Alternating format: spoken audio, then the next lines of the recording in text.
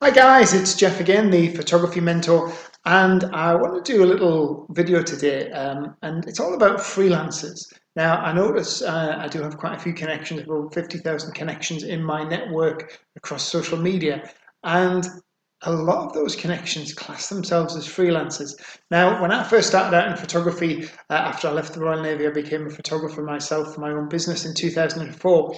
In those days, it was a bit more prestigious to be a freelancer, and by being a freelancer meant that you didn't necessarily work for anyone, you weren't tied to a particular company.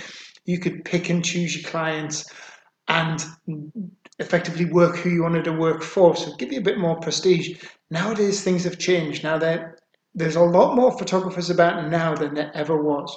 But the thing is, there's a lot more general photographers. So all the new photographers that are coming into the market, all the new photographers that are effectively becoming competition of other photographers are general photographers. The people who will do anything, who will do anything for money. They will photograph anything. They will work for any client. And what they are photographers who are pitching their services on price alone. So they're either freelancers or the general photographers. Now, there's a lot of photographers going out of business. There's a lot of photographers who sadly don't make it. And a lot of those people are very talented people.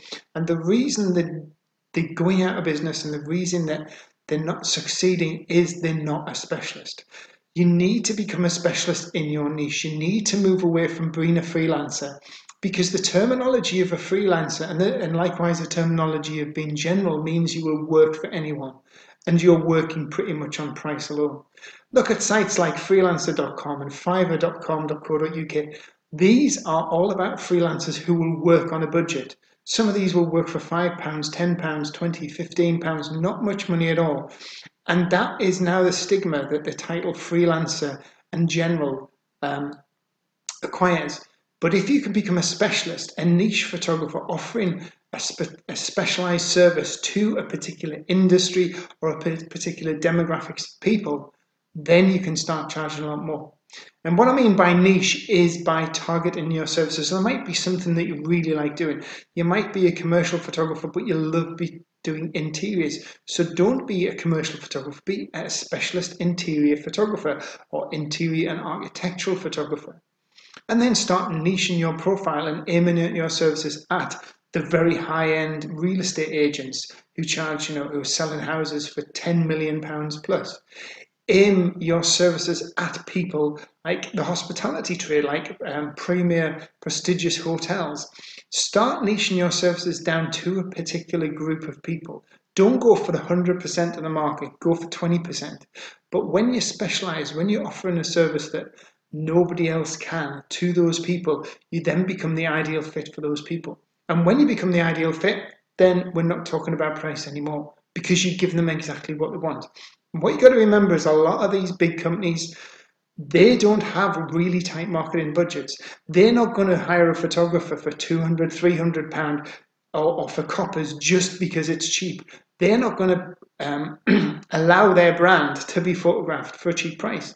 They have a prestigious brand. Do you think for 1 second the Marriott or the Hilton is going to allow some cheap freelance photographer just to do the photographs on a cheap price, and then that could ruin their brand? No, they want brand consistency. They want good work. So the finance, the money side of it isn't really what they're looking for. They're looking for the ideal fit, someone who can be the perfect solution to their needs. So if you have general photographer, if you have freelancer in your title, I think now it's time to stop, to change that title and aim at a particular niche, aim at a particular market. Now, remember, you have lots of social media channels. So you could be a commercial, you could be a commercial photography, but you're specializing in, like I said before, maybe hospitality or interior photography. You're specializing in that on your LinkedIn, but then on your Facebook page, you're doing family portraits for busy working mums or something like that. Remember, you've got multiple social media channels, which is going to allow you to create different profiles to different niches. So I'm not saying just become one photographer aiming at this particular niche. You can have 3 or 4 different niches. When I started out in 2004, I started out doing predominantly weddings, then we got into portraits, then we had a boudoir company doing over 4,000 boudoir makeovers, then we had 65 nursery and kindergartens on our books, and we developed a company just for doing that. And then we had the commercial photography company, and we split that into hospitality, and we also worked with construction. Each one of those businesses had a separate social media page, it had separate websites, so each one was a business in its own entirety, but they all used the same bank account and they all worked from the same address. It was only the social media pages, the logos and the messages that were different.